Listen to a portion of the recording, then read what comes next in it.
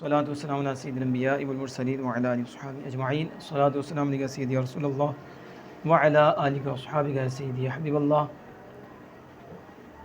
مکتوبات امام ربانی مجدد الفسانی علیہ رحمہ میں شیخ احمد فروخی سندی رحمہ اللہ تعالیٰ نے لکھا کہ ہیچ فرد از امت اگرچہ در کمالات بدرجہ علیہ برسد پیغمبر خود مساوات پیدا نہ کند.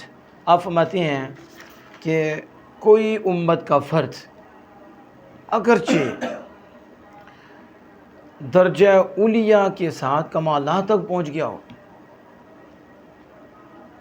تو وہ کمالات میں بلند درجوں تک پہنچ گیا ہو اور بلند مقام پا گیا ہو، وہ اپنے نبی کے ساتھ برابری نہیں کر سکتا، مساوات نہیں کر سکتا. کیوں نہیں کر سکتا؟ میں زیرا کہ این ہمہ کمالات کے اورا حاصل شدہ است بواسطہ مطابقت شریعت پیغمبر است علیہ الصلاۃ والسلام. فرمایا یہ سبھی کمالات جو اس فرد کو حاصل ہوئے ہیں، جو اس امتی کو حاصل ہوئے ہیں، یہ اس نبی علیہ الصلاۃ والسلام کی غلامی کرنے کی وجہ سے حاصل ہوئے ہیں، ان کی اتباع کی وجہ سے حاصل ہوئے ہیں. اسے یہ نہیں ہے کہ بغیر غلامی کے مل گئی ہیں، انہیں ماننا ہے تو پھر حاصل ہوئے. ان پہ ایمان لایا، ان کے نقش قدم پہ چلا، پھر اسے یہ کمالات اور یہ مقامات اسے حاصل ہوئے. اس لیے وہ نبی کی برابری نہیں کر سکتا. اور آپ فرماتے ہیں پس این ہما کمالات است مرآں پیغمبر نے ثابت باشن با کمالات متابعان دیگر و با کمالات مخصوصہ و علیہ الصلاۃ والسلام. آپ فرماتے ہیں یہ سبھی کمالات اس پیغمبر کو بھی حاصل ہیں، اس نبی کو بھی یہ سبھی کمالات حاصل ہیں.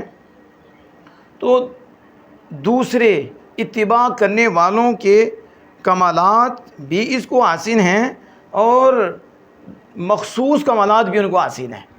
یعنی یہ جو ان کی اتباع کر کے مقام پا رہا ہے، مرتبہ پا رہا ہے، یہ تو اس نبی کو بھی حاصل ہے اور اس پیغمبر کو بھی حاصل ہے. اور اس کے علاوہ دیگر کمالات خاصہ اور خاص کمالات وہ بھی ان کو حاصل ہیں. تو کوئی امتی نبی کی برابری نہیں کر سکتا. جو بھی اسے ملے گا نبی کی اتباع میں ملے گا، نبی کی اقتداء میں ملے گا.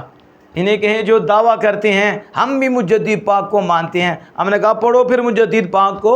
مجدد پاک کو فرماتے ہیں جس کو بھی جو ملتا ہے نبی کی غلامی سے ملتا ہے، تو غلام ہی ہوتا ہے. وہ اسے جو بھی ملتا ہے وہ نبی کو پہلے حاصل ہے اور اس کے علاوہ بھی نبی کو حاصل ہے.